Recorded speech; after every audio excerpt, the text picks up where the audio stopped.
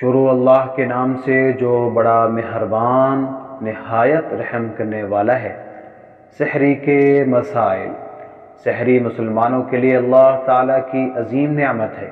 دوسرے ادیان میں سحری نہیں ہے۔ سحری کھانا سنت مؤکدہ ہے۔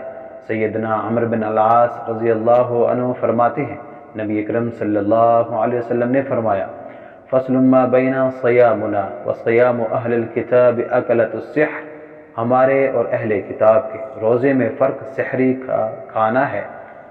سحری کھانے کی بہت تاکید کی گئی ہے۔ بعض لوگ کھائے پیے بغیر روزہ رکھنے کو باعث ثواب سمجھتے ہیں، حالانکہ یہ بات درست نہیں ہے۔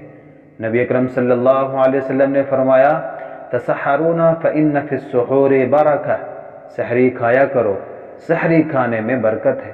اسی طرح ایک اور حدیث میں نبی اکرم صلی اللہ علیہ وسلم فرماتے ہیں، السحور کلہ برکۃ ولا تدعوه ولو ان یجرع احدکم جرعۃ ماء فإن اللہ عز وجل وملائکتہ یصلون علی المسحرین، سحری کا کھانا باعث برکت ہے، اسے نہ چھوڑو اگرچہ پانی کے ایک گھونٹ ہی سے ہو، کیونکہ سحری کھانے والوں پر اللہ تعالی رحم کرتا ہے اور اس کے فرشتے بخشش کی دعائیں کرتے ہیں۔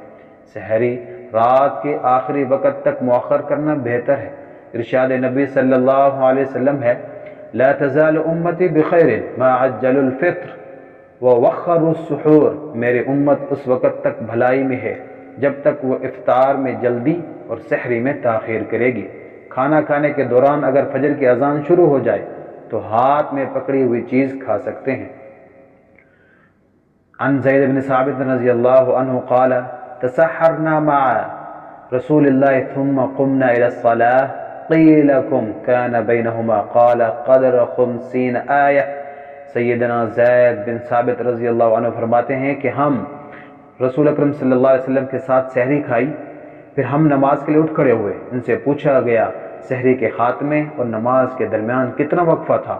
انہوں نے فرمایا 50 آیت پڑھنے کی مقدار۔ اللہ کریم سے دعا ہے اللہ مجھے اور آپ سب کو دین کے مسائل سمجھنے اور اس پر عمل کرنے کی توفیق عطا فرمائے، آمین ثم آمین۔